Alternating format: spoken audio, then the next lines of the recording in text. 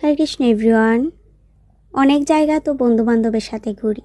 আজকে চলে গেছি আমার বাবাকে নিয়ে আমার নিজের এলাকার ঘোরার জন্য।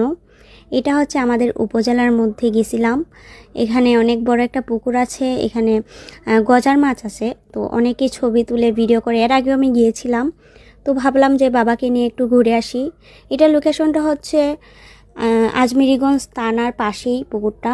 তো এখানে অনেক বড় বড় গজার মাছ। আমরা গজার মাছকে খাওয়ানোর জন্য ছোট পুঁটি মাছ কিনেছিলাম। পুঁটি মাছ কিনে আমি খাওয়াচ্ছিলাম। তারপর চলে যাই বাবার সাথে নাস্তা করার জন্য।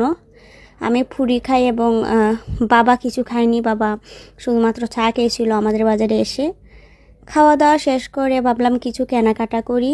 বাবার সাথে কিছু ফলমূল কিনেছিলাম, কারণ এখন হরে কৃষ্ণ এভরিওয়ান। অনেক জায়গা তো বন্ধুবান্ধবের সাথে ঘুরি।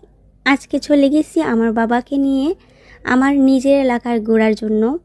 এটা হচ্ছে আমাদের উপজেলার মধ্যে গেছিলাম। এখানে অনেক বড় একটা পুকুর আছে, এখানে গজার মাছ আছে। তো অনেকে ছবি তুলে ভিডিও করে, এর আগেও আমি গিয়েছিলাম। তো ভাবলাম যে বাবাকে নিয়ে একটু ঘুরে আসি। এটা লোকেশনটা হচ্ছে আজমিরিগঞ্জ থানার পাশেই পুকুরটা। তো এখানে অনেক বড় বড় গজার মাছ। আমরা গজার মাছকে খাওয়ানোর জন্য ছোট পুঁটি মাছ কিনেছিলাম। পুঁটি মাছ কিনে আমি খাওয়াচ্ছিলাম।